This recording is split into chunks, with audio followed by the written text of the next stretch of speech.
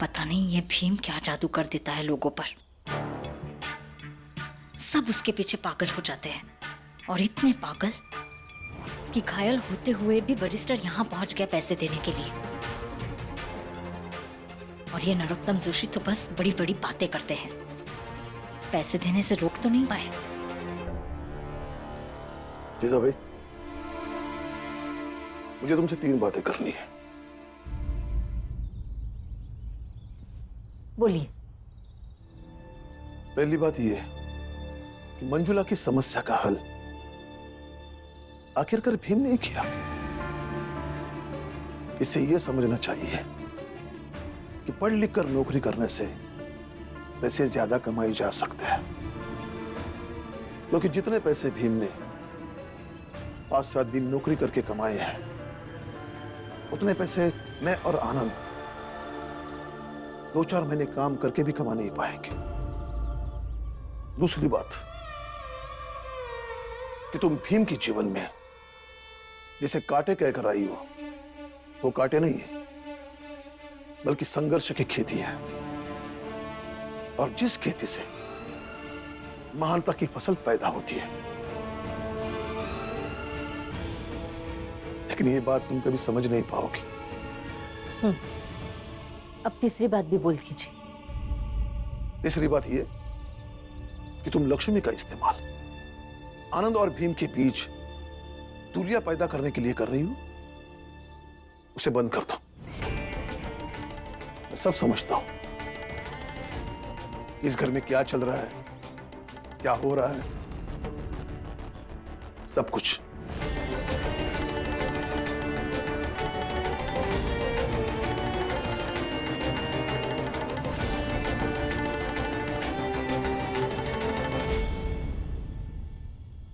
अरे फुलिया जी, लोहा भी कर देती ना। वही हमारा मन नहीं है, सवेरे कर देंगे। अगर आप लोहा कर देते तो सुबह साफ कपड़े बांट आता और गंदे कपड़े ले आता, तभी तो कमाई होगी ना। अभी कहा ना कि बाद में कर देबे। अरे हमरे दुकान है, जब मन करेगा तब लोहा करेंगे। दोनों जबरदस्ती है का? जाओ अपना काम करो।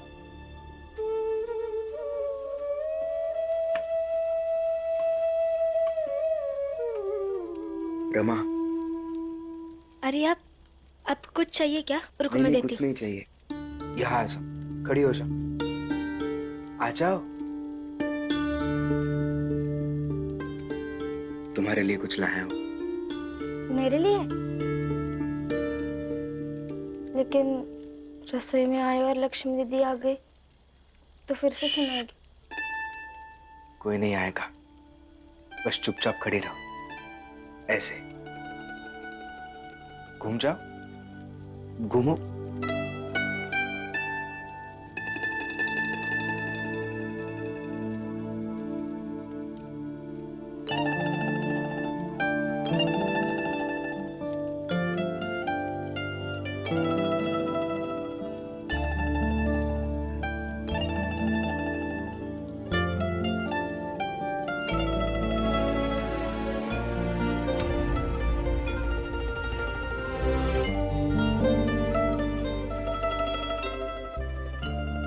गजरा लाए है?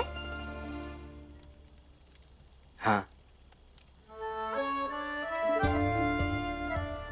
लेकिन क्यों? क्यों का क्या मतलब है?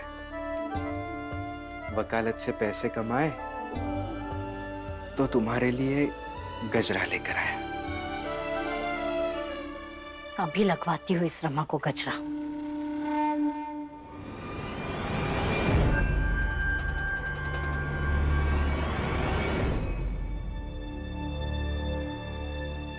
पति पत्नी अपने जीवन के खूबसूरत पल जीने की कोशिश कर रहे हैं। यहाँ तुम्हारा क्या काम है? हाँ, अगर तुम्हें चिढ़ है कि तुम्हारे जीवन में तुम्हारे साथ ऐसा नहीं हुआ, तो इसके जिम्मेदार तुम खुद हो। जाओ यहाँ से, जाओ।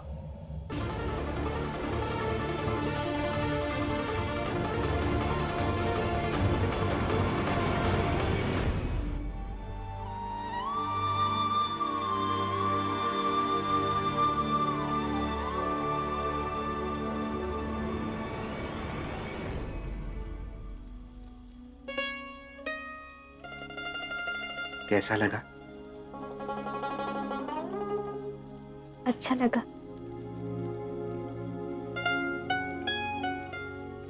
लेकिन कल को बुरा भी लग सकता है।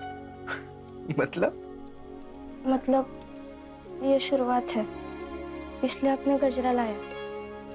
लेकिन अब आगे तो आप बहुत केस लड़ोगे और हर केस के जीतने पर मेरे लिए इतने प्यार से गजरा नहीं लाएंगे तो मुझे बुरा लगेगा।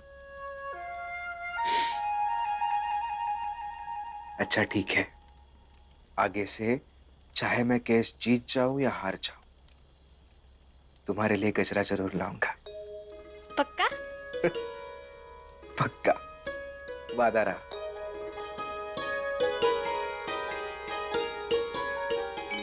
रमा, कुछ जल रहा है क्या? मेरी सब्जी।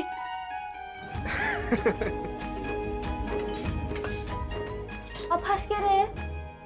कैसे करूं कुछ समझ नहीं आ रहा।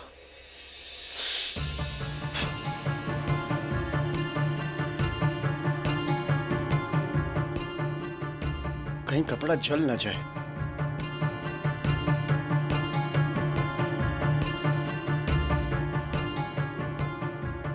इधर से करते हैं।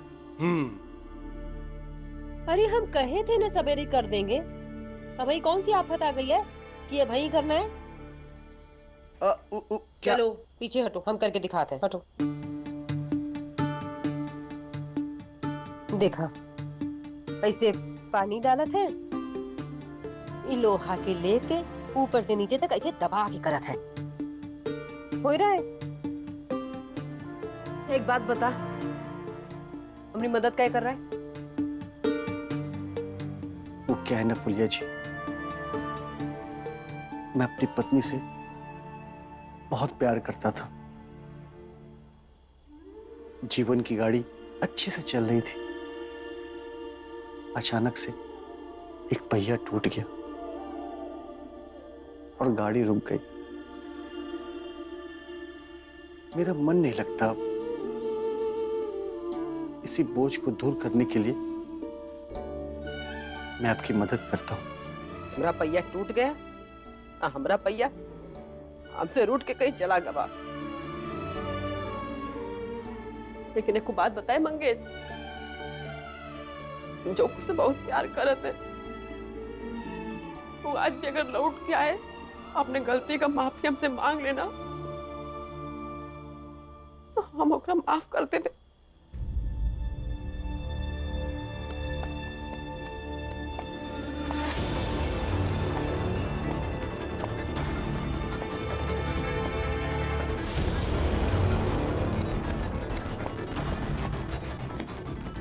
भीमराव, भीमराव,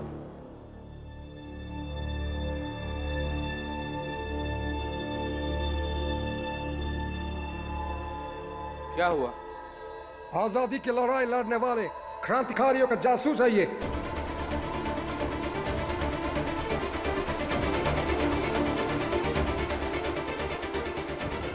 मैं? गिरफ्तार करो इसे। क्या कर रहे हैं आप? क्या? देखिए साहब, आपकी कुछ गलत फहमी हुई है। ये मेरा बेटा है, पढ़ाई में बहुत तेज है। इसका किसी भी स्वतंत्रता सेनानी से कोई संबंध नहीं है। और ये तो बैरिस्टर के यहाँ काम कर रहे थे, कैसे किसी क्रांतिकारी की मदद कर सकते हैं? हाँ साहब, हम सब सच कह रहे हैं। भीमराव निर्दोष है, वो कभी ऐसा नहीं कर सकता। हाँ, आप यहाँ किसी से भी पूछ लीजिए, मेरे भाई ने ऐसा कुछ नहीं किया। ये पढ़ाई लिखाई करने वाला सीधा साधा लड़का है साहब। मैं आपसे विनती करती हूँ, आप ठीक से पता कीजिए कि सच्चाई क्या है।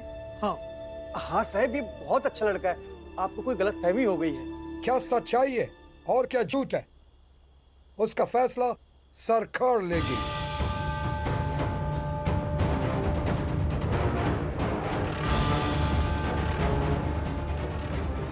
ले चलो इसे। खबरदार कोई आ गया है तो। उनका कोई दोष नहीं है, उन्हें छोड़ दीजिए ना साहब, उनका कोई दोष नहीं है। रमा, कुछ मत कहो, ये सच्चाई कभी समझ नहीं पाएंगे। क्योंकि इनके पास पहले से एक मनगढ़ंत कहानी है। इन्हें लगता है कि स्वतंत्रता सेनानी से मेरा कोई संबंध है, और मैं जानता हूं कि स्वतंत्रता सेनानी होना कोई अपराध नहीं है, लेकिन अफसोस ये है कि मेरा उनसे कोई संबंध नहीं है, फिर भी ये साबित करना चाहते हैं। और बाबा, आप चिंता मत कीजिए, मुझे तो लगता है कि ये किसी की साजिश है, और किसकी हो सकती है यह भी मैं जानता हूं।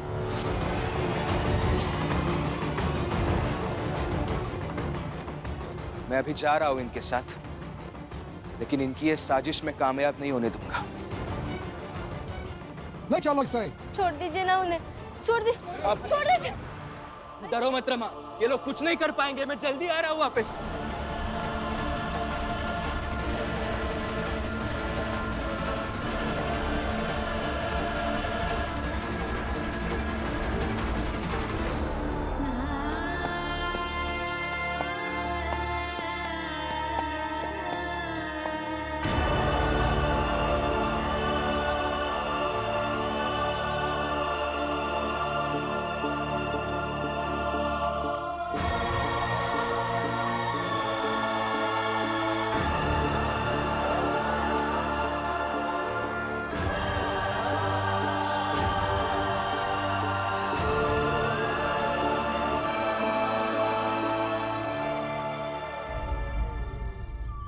रात में आए और मेरे बेटे को उठाकर ले गए, और आप कह रहे हैं कि थाने में नहीं है। अगर वो थाने में नहीं है तो फिर है कहाँ? हम उसे कहाँ ढूंढे? देखिए, स्वतंत्र के कुछ क्रांतिकारी को वो कहाँ लेके जाके रखते ये हमें नहीं पता हो, और हम इस बारे में पूछ भी नहीं सकते। ऐसी कौन सी जगह उन्हें लेके गए जो आपको भी पता नहीं? देखिए, हमने आपको बताया कि हमें इस बारे में कुछ पता नहीं। एक बार में समझ में नहीं आता आपको?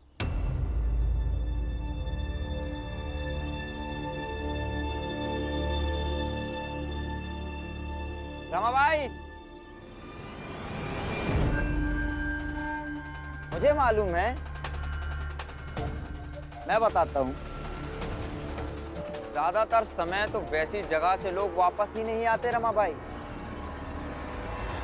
उधर ही कहीं मरवर जाते हैं। इसलिए मेरी सलाह मानो और भीमराव को ढूंढना बंद करो। किसी दिन मिलेगा सड़क के किसी कोने में मरा हुआ, फेंका हुआ भीमराव अंबेडकर। नरोत्तम जोशी,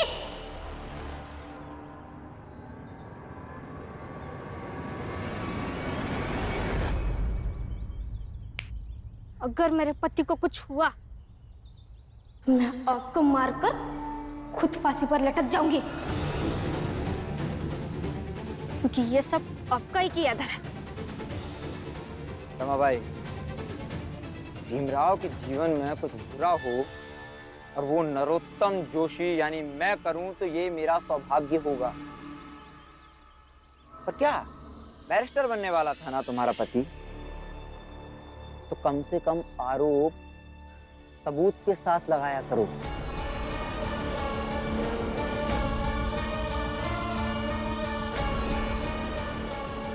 भीम को अंग्रेजी हुकूमत और आंदोलनकारी के बीच फंसा दिया है। यहां से उसका बच के निकलना वाकई मुश्किल है। अरे हमने तो अपनी आंखों से देखा है। इसके पहले मैं जिस चाल में रहता था, वहां से ऐसे ही 2 लोगों को उठाकर चले गए, फिर वो लोग वापस नहीं आए, मार डालते हैं। मुझे नहीं लगता कि भीम अब वापस आ पाएगा। कुछ भी मत बोलो हितेश। लिया अम्मा, अब बिना सोचे समझे बीच में बोल जाती है। अरे हितेश बाबू ठीक ही तो कह रहे हैं, भीम को शौक है ना बड़ी बड़ी चीजें करने का। लो अब फंस गए ना। कुछ भी मत बोलो तुम लोग।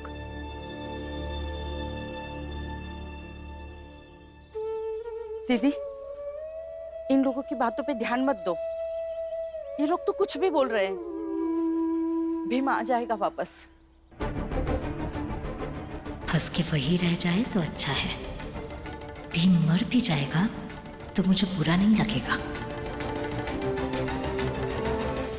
मंगेश, मैं ये सोच रहा हूँ कि इतनी कम उम्र में भीम कितना सब कुछ सह रहा है।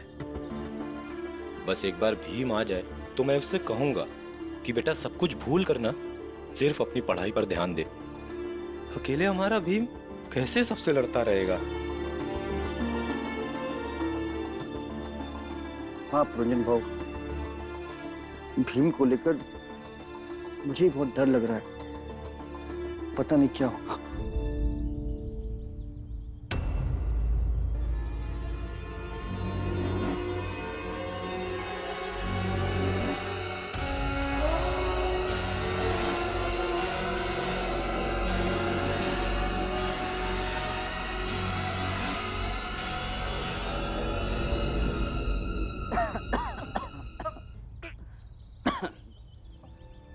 तुम किस संगठन के लिए काम करते हो? जी, मैं किसी संगठन के लिए काम नहीं करता। अरे डरो मत भाई, हमें अपना हितैषी समझो। बताओ, किस संगठन के लिए काम करते हो तुम? मैं सच बोल रहा हूँ, कॉलेज में पढ़ता हूँ मैं। किसी संगठन से मेरा कोई लेना देना नहीं है।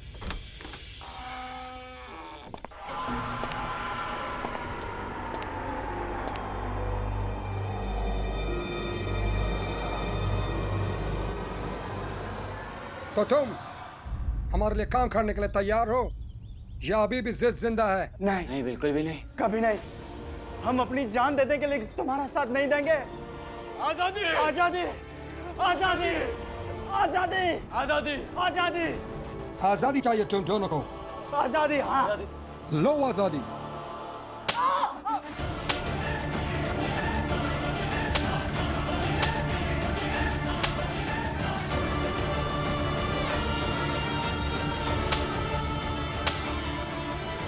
आजादी आजादी आजादी आजादी आजादी आजादी आजादी आजादी आजादी आजादी।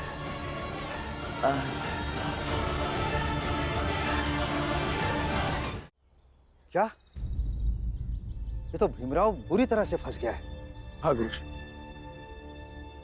गुरुजी, मुझे ऐसा लगता है कि नरोत्तम जोशी ने ही भीम को फंसाया है।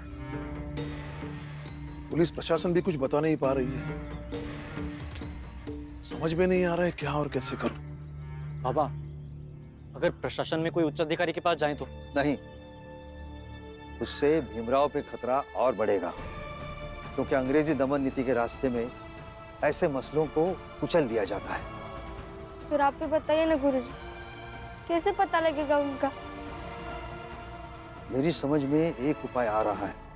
क्या है, बताइए। आजादी की लड़ाई कई समूह अलग अलग लड़ रहे हैं, उन सभी से बात करनी होगी। रोज उनके यहाँ से कई लोग गिरफ्तार हो जाते हैं। वो लोग हमें बताएंगे कि भीमराव को गिरफ्तार करके कहाँ ले गए होंगे।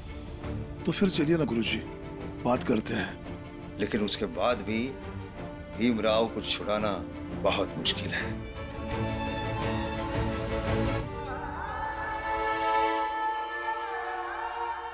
मेरे जीवन के हर एक संघर्ष में तुम हमेशा मेरे साथ रहोगे। Thank you. अगर मैं ये रोटी खा लूंगा तो बाकी 2 रोटियां तुम बच्चों को खिला दोगे और खुद कुछ भी नहीं खाओगे। इसलिए ये आधी रोटी मेरी और आधी तुम्हारी। आपने खाया? तुम्हें भूखा छोड़कर मैं खाना खा सकता था क्या?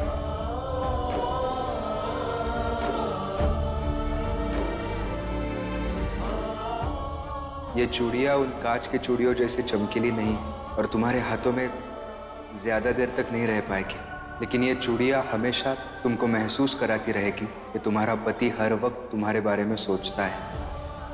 तुम दुनिया के लिए चाहे जो हो, मेरे मन की दुनिया की महारानी हो तुम, और हमेशा रहोगी।